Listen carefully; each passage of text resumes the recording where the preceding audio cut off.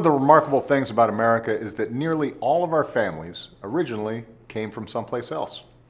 We're a nation of immigrants. It's a source of our strength and something we can all take pride in. And this month, Immigrant Heritage Month, is a chance to share our American stories. I think about my grandparents in Kansas, where they met and where my mom was born. Their family tree reaches back to England and Ireland and elsewhere. They lived and raised me by basic values: working hard, giving back, and treating others the way you want to be treated. I think of growing up in Hawaii, a place enriched by people of different backgrounds: Native Hawaiian, Filipino, Japanese, Chinese, Portuguese, and just about everything else.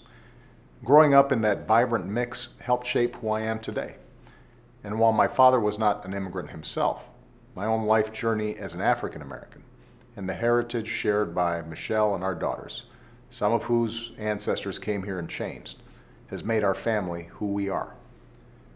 This month, I'm inviting you to share your story too. Just visit whitehouse.gov/NewAmericans. We want to hear how you or your family made it to America, whether you're an immigrant yourself or your great-great-grandparents were. Of course, we can't just celebrate this heritage, we have to defend it by fixing our broken immigration system.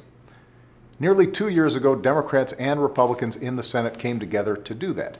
They passed a common-sense bill to secure our border, get rid of backlogs, and give undocumented immigrants who are already living here a pathway to citizenship if they paid a fine, paid their taxes, and went to the back of the line. But for nearly 2 years, Republican leaders in the House have refused to even allow a vote on it. That's why, in the meantime, I'm going to keep doing everything I can to make our immigration system more just and more fair. Last fall, I took action to provide more resources for border security, focus enforcement on the real threats to our security, modernize the legal immigration system for workers, employers, and students, and bring more undocumented immigrants out of the shadows so they can get right with the law. Some folks are still fighting against these actions. I'm going to keep fighting for them. Because the law is on our side, it's the right thing to do, and it will make America stronger. I want us to remember people like Anne Dermody from Alexandria, Virginia. She's originally from Ireland and has lived in America legally for years. She worked hard, played by the rules, and dreamed of becoming a citizen. In March, her dream came true. And before taking the oath, she wrote me a letter. "The papers we receive will not change our different accents or skin tones," Anne said, "but for that day at least, we'll feel like we have arrived."